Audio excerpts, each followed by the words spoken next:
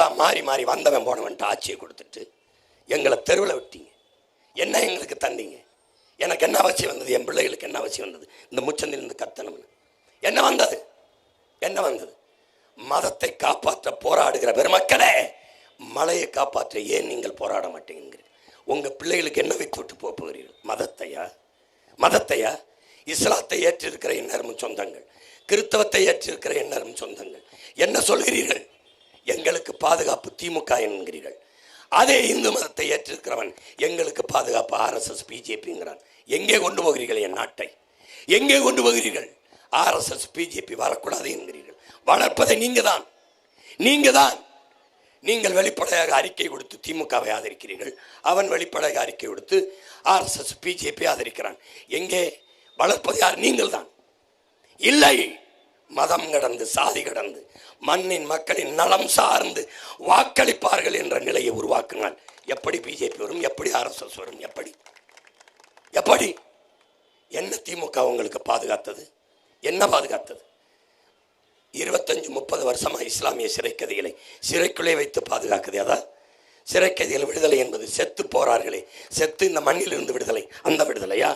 எந்த விடுதலை? எதை பெற்றுக் கொடுத்தது சொல்லுங்கள்? சிறுபான்மை என்கிறானே, ஏற்கிறீர்களா? இங்க இருக்கிற கிறிஸ்தவன் இஸ்லாமியின் சிறுபான்மை என்றால் கருணாநிதியும் கருணாநிதி மகனும் கருணாநிதி பேரனும் பெரும்பான்மையா? எப்படி பெரும்பான்மை? எப்படி? உலகில் வரலாறு மொழி வழியே தான் தேசிய இனங்களை கணக்கிடும். சாதி மதத்தின் வழியே இல்லை. நான் இஸ்லாத்தை ஏற்றிருக்கிறேன், அவனும் இஸ்லாத்தை ஏற்றிருக்கிறான். ஆனால் அவன் அரேபியன், நான் தமிழன். அவன் உருது, நான் தமிழன். அவன் வங்காளி, நான் தமிழன். இதான் உலகம்புறாருக்கு அடையாளம். அது தெரியாது?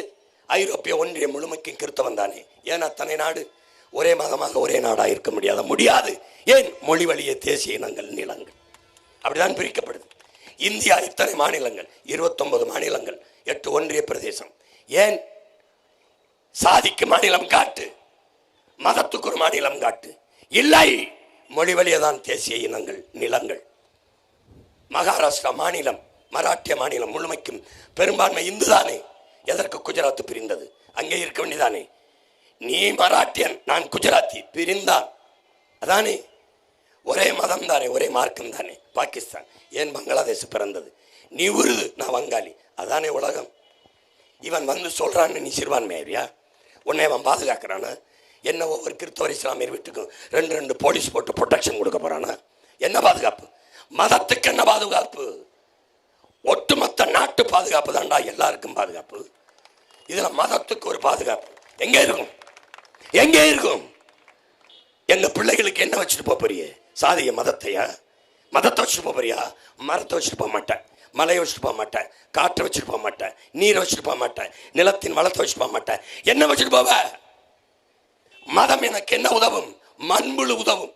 மண்புழு பார்க்க அருவருப்பா இருக்க மண்புழு 40,000 முறை தன் வாழ்நாளில் இந்த பூமியை உழுகுது மண்புழு. அப்படி உன் மதம் எதுக்கு பயன்படும்? எதுக்கு? எல்லா மார்க்கங்களும் மதங்களும் பேரன்பைத்தானே போதிக்குது. அண்டை அயலானுக்கு அன்பு காட்டுங்குது. பக்கத்து வீட்டுக்காரன் பசியோடு இருக்கும்போது உணவு உண்ணாதேங்கிறது நபிகள் நாயகம் சொல்றாங்க. அப்புறம் நபிகள் சொல்றாங்கல்ல, என்ன சொல்றாங்க? நீ இந்த பூமிக்கு வந்த வழிப்போக்கன், ஸ்ட்ரேஞ்சர், வந்தியா இருந்தியா போயிடணும்னு. ஆனா நீ அப்படி இல்லையே. எதுக்கு என் பூமி தாயின் மாறா இருக்கிற?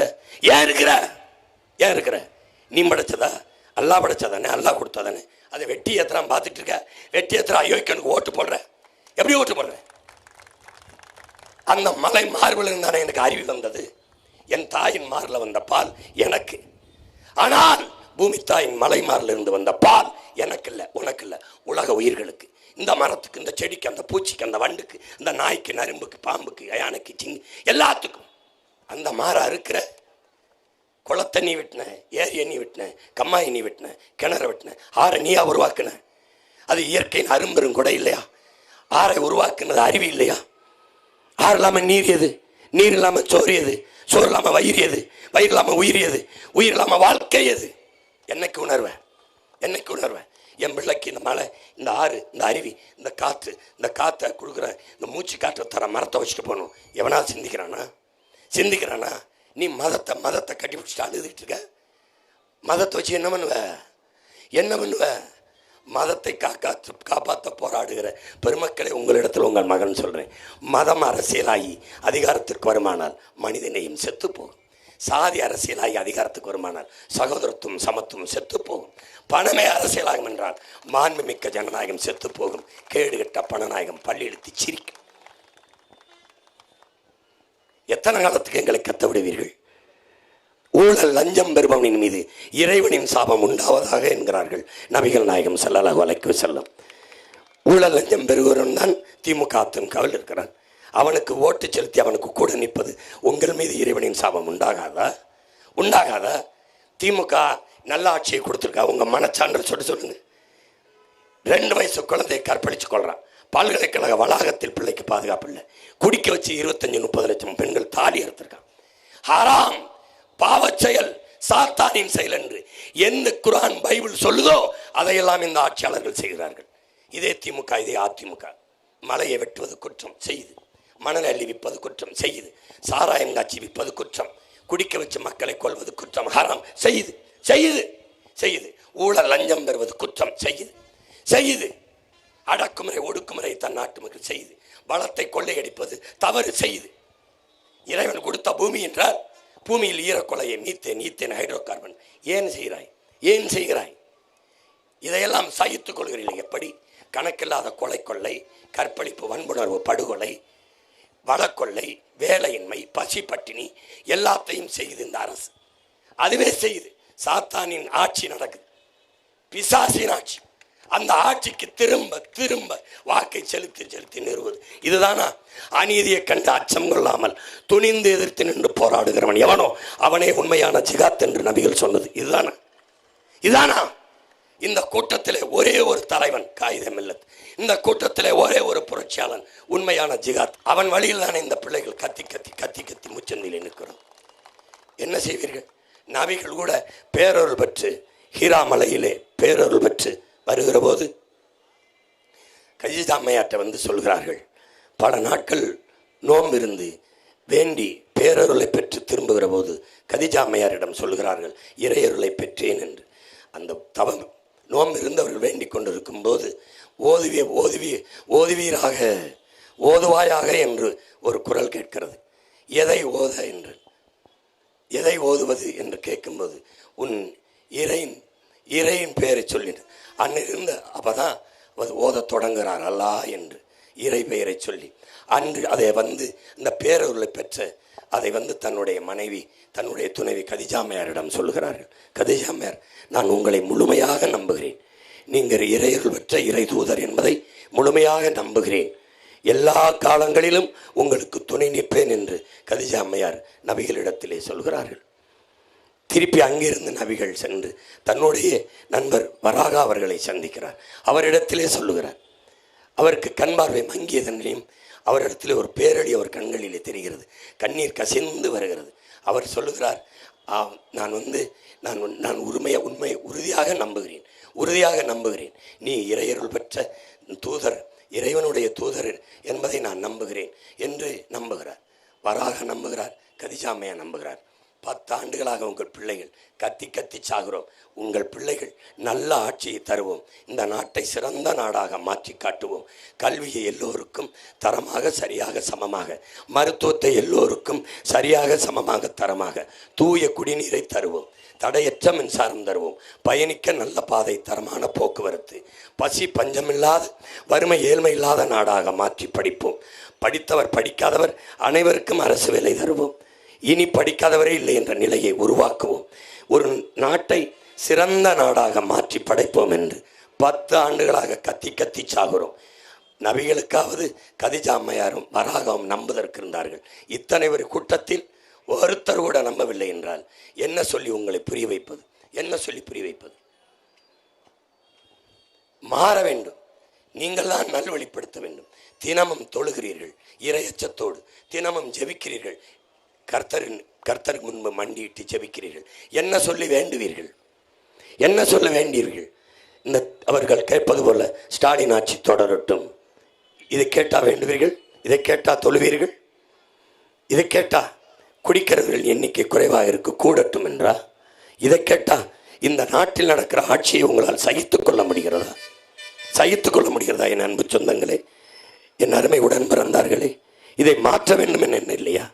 வாக்குக்கு காசு கொடுக்கிறானே, ஏன் அது கொடுக்கணும்? ஏமாற்றத்தானே, ஏமாற்றத்தானே. இலவச அறிவிப்புகள் எதற்காக? ஏமாற்றத்தானே. அரிசி தருகிறேன், பருப்பு தருகிறேன், 2000 தருகிறேன் மகளிருக்கு, 2000 தருகிறேன் மகளிருக்கு, 2500 தருகிறேன் மகளிருக்கு என்று என் தாய் தங்கைகளின் மானத்தை ஏலமிடுவதை எப்படி தன்மானமிக்க இனக்கூட்டம் ஏற்கிறது? எப்படி ஏற்கிறது? எப்படி சகித்துக் கொள்கிறது? இது எப்படி சகித்துக் கொள்ளுது? எப்படி? 8000 டோக்கன் இதுக்கு. ஏற்கனவே அடித்த கொள்ளையில் பங்கு, இப்போ அடிக்க போகிற கொள்ளைக்கு முன்பணம். அதானே ஐயா எடப்பாடி 10,000 டோக்கன். டோக்கன் போட்டு என்ன நீங்கள் ஹோட்டலாக நடத்துகிறீங்க? டோக்கன் வாங்கிட்டு சாப்பிட போகுன்னு சொல்லு. ஹோட்டலா? இவர்களெல்லாம் தலைவர்கள் என்று கருதி கொண்டு தேர்வு செய்ய போகிறீர்களா? தலைவர்கள் என்று உங்கள் பிரச்சனையை மனதிலிருந்து பேச ஒரு தலைவனை காட்டுங்கள். தாளில் இருந்து படிக்காது, மனதிலிருந்து. நாங்கள் ஆட்சிக்கு வந்தால் என்ன செய்வோம் என்பதை எழுதி வச்சு படிக்கிற பைத்தியக்கார பயில்கிட்ட நாட்டை கொடுத்துக்கிட்டு கொடுமை. ஆட்சி முடியும் போது உங்களுக்கு என்ன பிரச்சனை? உங்களுக்கு என்ன பிரச்சனை? உங்களுக்கு என்ன பிரச்சனை? ஆட்சி முடியும் போது எங்களுக்கு என்ன பிரச்சனைன்னு தெரியாம தான் ஆட்சி செஞ்சுட்டு இருந்திருக்கீங்க இல்லை? ஆட்சி முடியும் போது உங்கள் கனவு என்ன சொல்லுங்கள்? உங்கள் கனவு என்ன சொல்லுங்கள்? உங்களை தூக்கி தூர போட்டு புதைப்பதுதான் எங்களுடைய ஒரே கனவு. திராவிட குப்பையெல்லாம் தீ வச்சு கொளுத்தி பொசுக்குவதுதான் எங்களுடைய ஒரே கனவு. பிரச்சனை என்ன? என்ன பிரச்சனை? மக்களுக்கு என்ன பிரச்சனை? நீங்கள் தான்டா எங்களுக்கு பிரச்சனையே தெரியாமல் எங்களை ஆட்சி செஞ்சிருக்க. படிக்க கல்வி இல்லை, படித்தா வேலை இல்லை, பார்க்க வைத்தியம் இல்லை, மருத்துவம் இல்லை, குடிக்க தண்ணி இல்லை, சாப்பிட நஞ்சில்லாத உணவு இல்லை, சுவாசிக்க நல்ல காற்று இல்லை. எருமை சொந்தங்களே, என்னிலும் என் தம்பி தங்கைகளே, விழித்துக் கொள்ளுங்கள், எச்சரிக்கையாக இருங்கள். நீங்கள் காற்றை சுவாசிக்கவில்லை, கந்தக தூசியை சுவாசிக்கிறீர்கள். நீங்கள் உங்கள் பிள்ளைகளுக்கு காரு பணம் காசு வைத்து விட்டு போக வேண்டும் என்று நினைக்கிறீர்கள். உங்கள் மகன் நான் அந்த பிள்ளைகளுக்கு சுவாசிக்க நல்ல காற்றை வைத்து விட்டு போக வேண்டும் என்று துடிக்கிறேன். நீங்கள் பெற்ற பிள்ளைகளுக்கு தங்கத்தை வைத்துவிட்டு போக வேண்டும் என்று நினைக்கிறீர்கள். நான் அந்த பிள்ளைகளுக்கு குடிக்க நல்ல தண்ணீரை வைத்துவிட்டு போக வேண்டும் என்று துடிக்கிறேன். நீங்கள் சொத்து சேர்த்து வைத்துவிட்டு போக வேண்டும் நினைக்கிறீர்கள். நான் அந்த பிள்ளைகளுக்கு நஞ்சில்லாத சோத்தை வைத்துவிட்டு போக வேண்டும் நினைக்கிறேன். நஞ்சில்லா உணவு, அதுவே நம் கனவு என்று எங்கள் பெரிய தகப்பன் நம்மாழ்வார் சொன்னதை நிறைவேற்ற வேண்டும் என்று துடிக்கிறேன். இந்த நாட்டை உலகத்தின் தலை சிறந்த நாடாக மாற்றி படைக்க வேண்டும் என்று நாங்கள் கனவு கண்டிருக்கிறோம். உலகத்தை எல்லா நாடுகளையும் பார்க்கிறோம். அந்த நாட்டில் சின்ன சின்ன வளங்களை வைத்துக்கொண்டு எவ்வளவு செழிப்பாக அந்த நாடு வாழ்கிறது, வளர்கிறது. வறுமை இல்லாமல், ஏழ்மை இல்லாமல், பசி இல்லாமல், பஞ்சம் இல்லாமல், வேலை இல்லை என்ற சொல் இல்லாமல் நன்றாக வாழ்கிறதை, வளர்கிறதை. என் நாட்டுக்கு என்ன பிரச்சனை? அதை மாற்ற வேண்டும் என்று நினைக்கிறோம். உலக தரத்தில் கல்வியிலே ஃபின்லாந்து முதலிடத்திலே, 2வது தென்கொரியா, 3வது சிங்கப்பூர் இருக்கிறது. இதை முந்திக்கொண்டு என் நாட்டை செல்ல வேண்டும் என்று நினைக்கிறேன். 10 ஆண்டுகள் கழித்து ஃபின்லாந்திலிருந்து ஒரு மகன் சொல்லுவான், நான் இப்போ சொல்கிறேன் ஃபின்லாந்து உலகத்தின் முதலிடத்தில் இருக்கிறது என்று. எழுதி வைத்துக் கொள்ளுங்கள் என் அன்பு சொந்தங்களே. உங்கள் மகனிடத்தில் இந்த நாட்டை ஒப்படைங்கள். சரியாக 5 ஆண்டில் ஃபின்லாந்திலிருந்து ஒருத்தன் சொல்வான், உலகத்தில் சிறந்த கல்வி தமிழ்நாட்டில் இருக்கிறது என்று. உலகத்தின் சிறந்த மருத்துவம் தமிழ்நாட்டில் இருக்கிறது. ஊழல் லஞ்சமற்ற உண்மையான நிர்வாகம் உலகத்திலேயே தமிழ்நாட்டில் இருக்கிறது என்று. படித்தவன் படிக்காதவன் அனைவரும் அரசு வேலை பெற்றி வறுமை ஏழ்மை இல்லாத, பசி பஞ்சம் இல்லாத ஒரு நாடு உலகத்தில் தமிழ்நாடு இருக்கிறது என்று சொல்லுவான். இது என் கனவல்ல, என் முன்னவன் கனவு. என் முன்னவன் கனவனை என்னன் பிரபாகரன் தூக்கி சுமந்தார். அந்த கனவை இந்த பிள்ளைகளுக்கு கையளித்தார். ரத்தம் வேர்வையாக உருகி ஓட ஓட, தொண்டை வரல, நெஞ்சு வெடிக்க கத்தி கதறுகிறோம் என்றால் எப்படியாவது ஏமாற்றி விட வேண்டும் என்று துடிக்கிறார்கள்.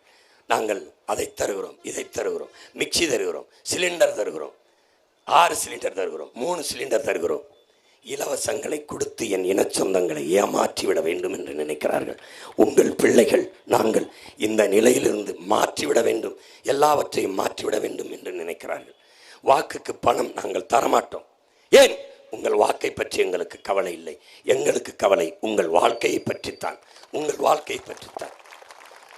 உங்கள் ஓட்டை பற்றி நாங்கள் சிந்திப்பதில்லை.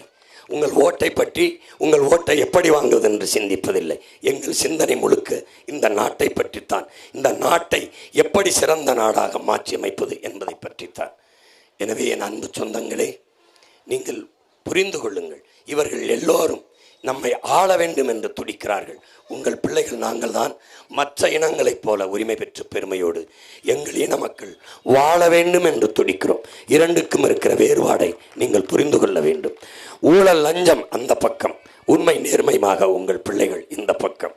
இலவசம் எல்லோரும் எல்லோரும், திமுக அதிமுக, புதிதாக வந்த தம்பி டிவிக்கு எல்லோரும் இலவசம். 2000 2500.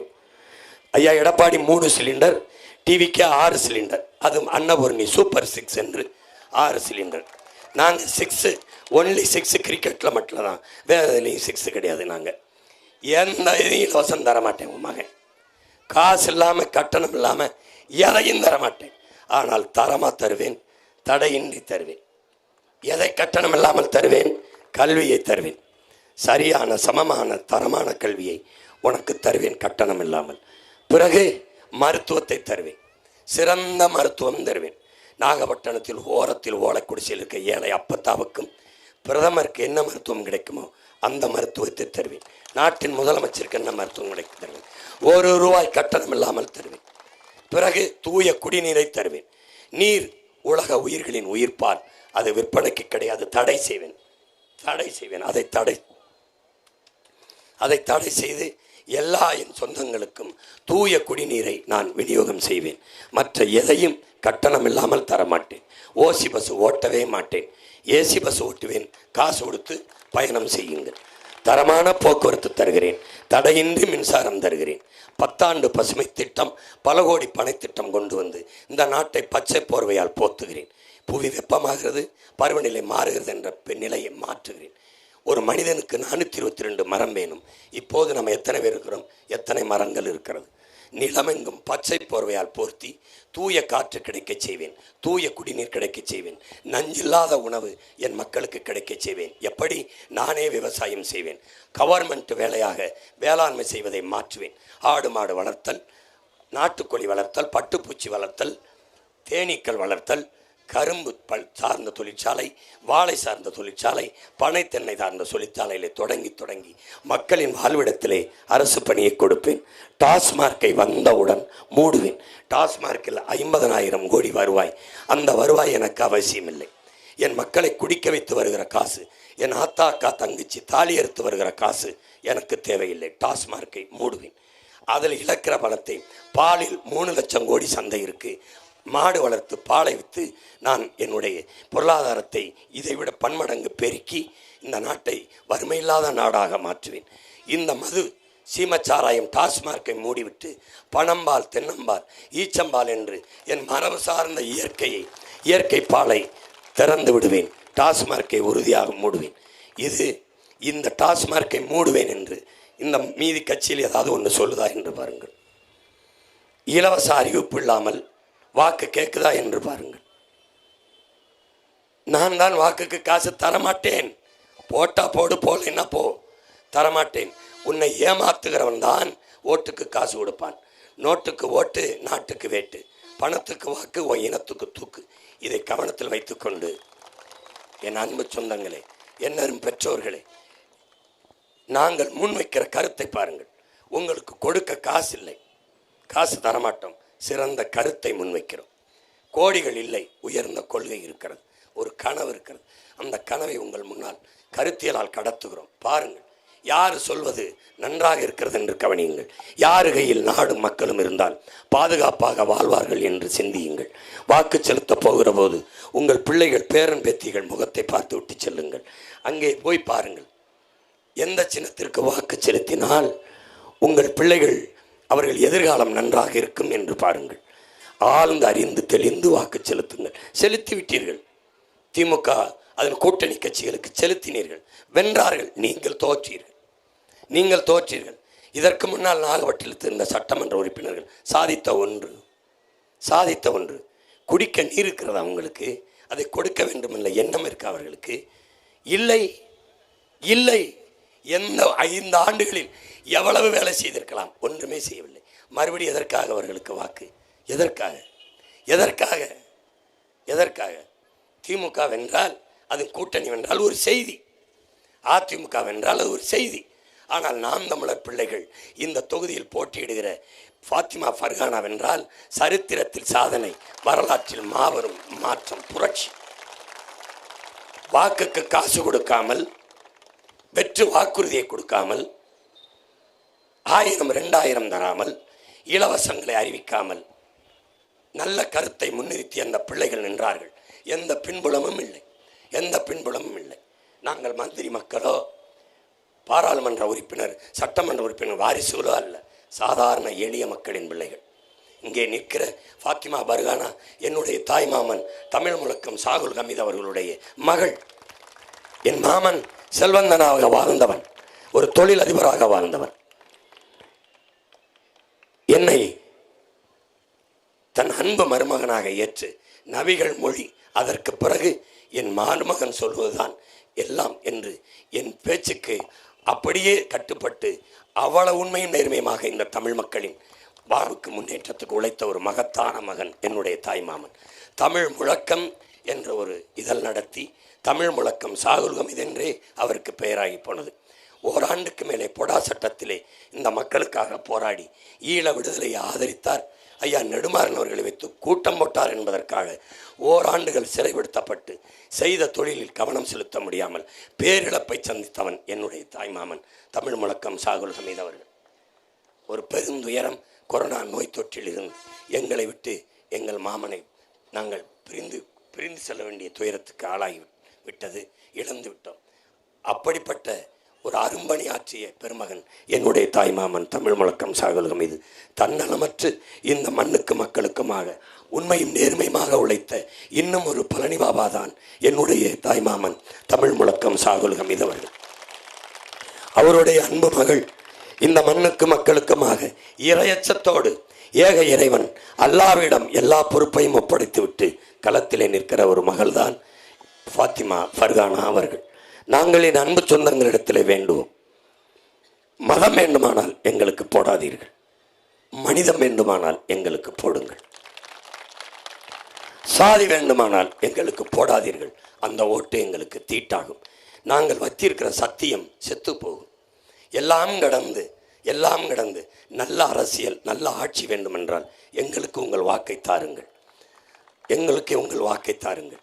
குடிக்க நீரும், படிக்க கல்வியும், பார்க்க வேலையும், நல்ல மருத்துவமும் வேண்டும் என்றால், பசி பஞ்சமில்லாத, ஊழல் லஞ்சமில்லாத நாடு வேண்டும் என்றால், கொலை கொள்ளை கற்பழிப்பு இல்லாத, பெண்ணின் அடிமைத்தனம் இல்லாத நல்ல நாடு வேண்டுமென்றால் எங்களுக்கு தாருங்கள். இதில் எந்த கட்சி சரிவாதி பெண்களுக்கு தொடர்ந்து வாய்ப்பளித்து வருகிறது? ஒரு கட்சி சொல்லுங்கள். ஒரு கட்சி, எந்த கட்சி? ஒரே ஒரு கட்சி சொல்லுங்கள். யார்? பிறகு இப்போதுதான் பாராளுமன்றத்தில் 33 விழுக்காடு இடஒதுக்கீட்டுக்கு தீர்மானம் நிறைவேற்ற போகிறார்கள், பேசப் போகிறார்கள். நீங்கள் எதற்காக சிவனை வழிபடுகிறீர்கள்? சரிவாதி பெண்களுக்கு இடம் தரம் மறுக்கிற நீங்கள் சிவனை வழிபடுகிற அருகதையை எப்படி பெறுகிறீர்கள்?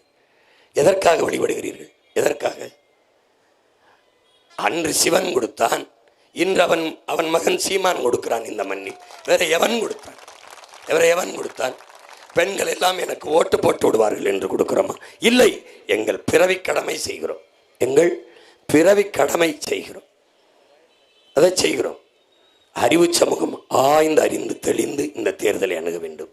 என்னரும் சொந்தங்களிடத்திலே இஸ்லாத்தை ஏற்றிருக்கிற ஓர் ஏக இறைவன் அல்லாவை ஏற்று நபி மொழியை மார்க்கமாக ஏற்று பயணிக்கிற என் அன்பு சொந்தங்களிடத்திலே உங்கள் மகன் வேண்டுவேன்.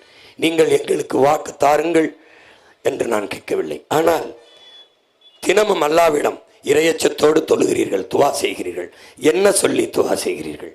இந்த கொடிய ஆட்சி தொடர வேண்டும் என்றால், நாள்தோறும் நடக்கிற இந்த கற்பழிப்பு கொலைகள் தொடர வேண்டும் என்றால், இந்த சாராய சாவுகள் தொடர வேண்டும் என்றால், இந்த கண்ணு முன்னாடி இந்த வழக்கொள்ளையை சகித்து கொள்ள வேண்டும் என்றால் எப்படி என்ன சொல்லி வேண்டுவீர்கள்? எங்களுக்கு நீங்கள் வாக்கு செலுத்த வேண்டாம். திமுக என்ற அந்த திருட்டு கூட்டத்திற்கே உங்கள் வாக்கை செலுத்துங்கள்.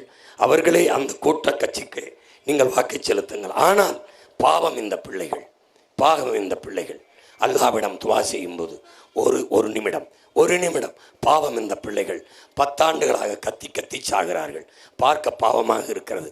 அவர்களுக்காக அவர்கள் வெற்றி பெற வேண்டும் அல்லாஹ் என்று ஒரு நிமிடம் எங்களுக்காக துவா செய்யுங்கள். அது போதும். ஏனென்றால் எங்களுடைய வெற்றியை, எங்களுடைய உழைப்பை, எங்களுடைய கனவை அல்லாவிற்கு நாங்கள் ஒப்படைக்கிறோம், அல்லாவிடத்தில் ஒப்படைக்கிறோம். என் அன்பு சொந்தங்களே, இறைவனிடம் கையேந்துங்கள். அவன் இல்லை என்று சொல்வதில்லை. பொறுமையுடன் கேட்டு பாருங்கள், அவன் பொக்கிஷத்தை மூடுவதில்லை என்று இந்த மண்ணில் பிறந்த மகத்தான கலைஞன் பெருமகன் நாகூர் ஹனீஃபா அவர்கள்தான் பாடினார்கள். அதை கேட்டு கேட்டு சிறுவதிலிருந்து வளர்ந்த பிள்ளைகள் பாடி காட்ட முடியும். ஆனால் தொண்டை ஒத்துழைக்கவில்லை. அவர்தான் சொல்லுகிறார், இல்லை என்று சொல்லும் மனம் இல்லாதவன் ஈடு இணையற்ற கருணை உள்ளவன்கிறார். இல்லை என்று சொல்லும் மனம் இல்லாதவன் ஈடு இணை இல்லாத கருணை உள்ளவன். அல்லல் பட்டு எழுங்குரலை கேட்கின்றவன், எண்ணங்களை இதயங்களை பார்க்கின்றவன் என்று. அல்லல் பட்டு பன்னெடுங்காலமாக இந்த பிள்ளைகள் எழுப்புகிற குரலை ஏக இறைவன் அல்லாஹ் கேட்டுக்கொண்டிருப்பார். எங்கள் எண்ணங்களை இதயங்களை பார்த்து கொண்டிருப்பார். எங்கள் எண்ணங்களும் இதயங்களும் என் மக்களின் நலம், நல்வாழ்வு, எதிர்கால பாதுகாப்பான நல்வாழ்வு, என் நிலத்தின் வளம், என் மக்களின் நலம் என்ற அந்த பெருங்கனவை நாங்கள் சுமந்து நிற்பதை ஏக இறைவனால் பார்த்து கொண்டிருப்பார். என் அன்பு சொந்தங்களே, அறிவார்ந்த பெருமக்களே, என் உயிரினுமிலே உடன் பிறந்தார்களே, ஏப்ரல் 23 ஒரு மகத்தான வாய்ப்பை, அரிய வாய்ப்பை காலம் உங்களுக்கு கையளித்திருக்கிறது. திரும்ப உதயசூரியன், ரெட்டலை அவர்கள் சார்ந்த கூட்டணி கட்சிக்கு போட்டு எங்களை ரோட்டில் போட்டது போதும். கொஞ்சம் மாற்றுங்கள், தயவு செய்து மாற்றுங்கள். உங்கள் எண்ணத்தை, சின்னத்தை மாற்றி விவசாய சின்னத்தில் வாக்கை செலுத்தி எளிய பிள்ளைகள் எங்களை வெல்ல வைத்து நீங்களும் வெற்றியடையுங்கள். தயவு செய்து மாற்றுங்கள். போதும். திரும்ப தீமைக்கு துணை நின்றது போதும், அநீதிக்கு துணை நின்றது போதும். நீதியின் பக்கம் வாருங்கள். என் அன்பு சொந்தங்களே, நீங்கள் உங்கள் மதிப்புமிக்க வாக்கை நாகப்பட்டினம் தொகுதியிலே போட்டியிடுகிற என் தாய்மாமன் தமிழ் முழக்கம் சாகுல் ஹமீது அவருடைய அன்பு மகள் ஃபாத்திமா பர்கானா அவர்கள் போட்டியிடுகிறார்கள். முதுநிலை வணிக மேலாண்மை படித்தவர்கள். அவர்களுக்கு வாக்கு செலுத்தி உங்கள் மதிப்புமிக்க வாக்கை உண்மையிலேயே மதிப்புமிக்க வாக்காக மாற்றுங்கள். உலகம் திரும்பி பார்க்கிற மாறுதலை இந்த நாகப்பட்டினத்திலிருந்து தொடங்கலாம். ஒற்றை விரலால் உலகம் திரும்பி பார்க்கிற மகத்தான புரட்சியை உங்களால் செய்ய முடியும். செய்யுங்கள். விவசாய சின்னத்திற்கு வாக்களிப்போம். வருங்கால தலைமுறைக்கு வாழ்வளிப்போம் என்கிற உறுதியை ஏற்போம். புரட்சி என்பது ஒரு தலைகீழ் மாற்றம் என்பது சொல்லல்ல செயல். மாற்றுவோம். இது மாற்றத்திற்கான எளிய மக்களின் புரட்சி எப்போதும் வெல்லும். நம் வெற்றி அதை சொல்லும். இலக்கு ஒன்றுதான், இனத்தின் விடுதலை. இனம் ஒன்றாவும் இலக்கை வென்றாவும். தமிழ்தாய் வாழ்க, தலைவர் பிரபாகரன் வாழ்க, ஃபாத்திமா பர்கானா நாகப்பட்டினம் தொகுதியில் வெல்க. நன்றி, வணக்கம். நாம் தமிழர்.